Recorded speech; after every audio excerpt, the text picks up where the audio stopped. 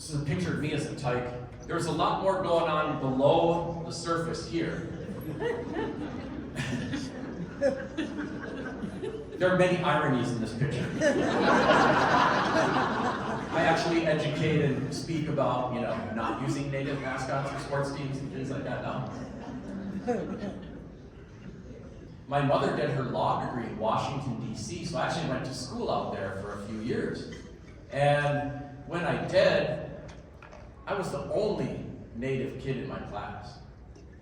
Everyone else in my class was either white or black. And it took me a while to figure things out. Back home, and we always spent our summers, on the res. I was just a native person. And then in Washington, D.C., I was the native person. Having some of those experiences is like spending a little extra time in the gym. It can make you stronger. Spending all of your time in those experiences can be overwhelming. And at some point, the code switching becomes assimilation, and you can lose yourself. I used to have very long hair just a few months before this picture. And one day in class, the teacher decided to dress me up like a girl, put some barrettes in my hair, and even a little makeup, and had a good laugh. That was the teacher. And I came out of school that day. I never told my mom what happened. I never did my whole childhood. I don't know why. I just came home and said, Mom, I want a haircut. And I got one. There I am. Yeah, it's a 70s haircut. And so I had this sense of trepidation going through the door to school, like, what's next? I suffered through first grade. My second grade teacher was black, and that was the only teacher of color I ever had, all the way through my K-12 experience, my college experience, my master's degree, up until my PhD, and then I had my first Indigenous educator, which is probably the most common data you will find on a Native educational experience. Could you imagine white kids going to school in America never once having an educator from their own racial group in their entire journey?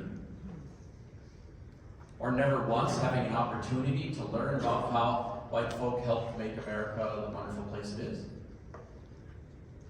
It's pretty hard to imagine. It's pretty hard to imagine the alternative in the Native experience. Although we are starting to impact that, including with people in this room. By the way, my second grade teacher treated me like a normal human being, and it was such a relief. She was left-handed, so I tried to write lefty, even though I'm right-handed. Third grade, and from then on, always white teachers, and I froze like a deer in the headlights. I was like, here it comes again. For a skinny little Native kid, I put on the best stoic Indian you could imagine. They'd say, look here, it says your name's Anton. What's your name? And they're like, wow. So they started sending me for the assessments. Behavior management, learning disabilities. And I just refused to speak through any of them, which kind of makes me wonder about the assessments they were using, in the early 70s. Finally, they're like, we're going to have to send you to a special school. And part of me's thinking, anything's better than this. But I can also imagine my mother, who could be quite ferocious, and what she might say to me. So when they asked, do they speak other languages at home other than English, I finally spoke up and I was like, Dad speaks German, Mom speaks Ojibwe. They're like, oh, that's the problem. So they bring my parents in. Which, I wish we could have recorded it. I was a kid at the time, so I don't remember everything that well. But it was probably a very hilarious conversation. It started with them speaking very loudly and slowly. Hello, we need to speak to you.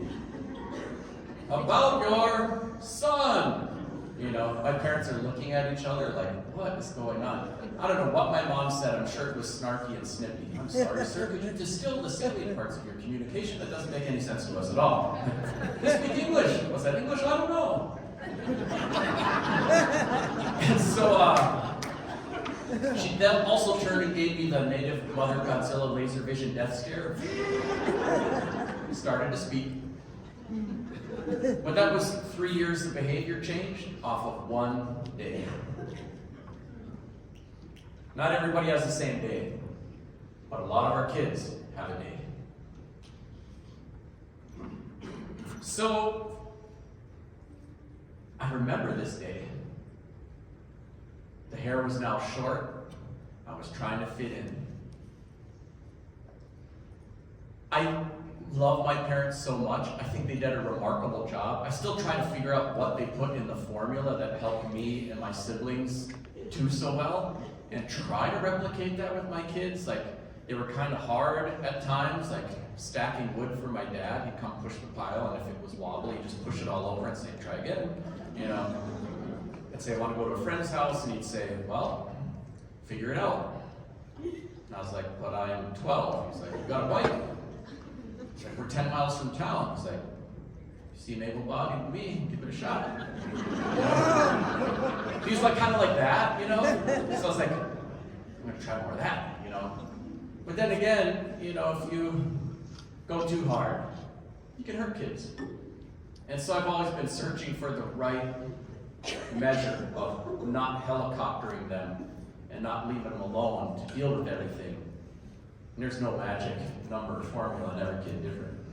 But my parents did, like my mother was on a reclaiming journey of her own around her language and culture. And I was along for the ride. So, I credit them for placing a value on that. At the same time, the Washington, D.C. years, being the only native in the class, I just remember coming there, like there's something both beautiful and kind of sad about this picture to me. You know, being so alone and feeling so misunderstood and also mistreated by a teacher and, you know, so many other things. And kind of wondering, like, would I ever get to learn about this part of me? And at the same time, I knew that being native was awesome. So, with my outfit here, this is the only shirt I could find that had anything native on it. And I was like, I know that's a good thing. So I was very proud of that little shirt. I'm actually wearing a cape. So this bandana was my cape. Because I was like, super native. Because it was that awesome. There was a part of me that knew that it was, even though I couldn't find the affirmations in my school experience. And in fact, I found some shaming experiences and things like that. And at times I succumbed to it, like with my haircut or whatever. I didn't grow my hair out again until college. Kept it long since then.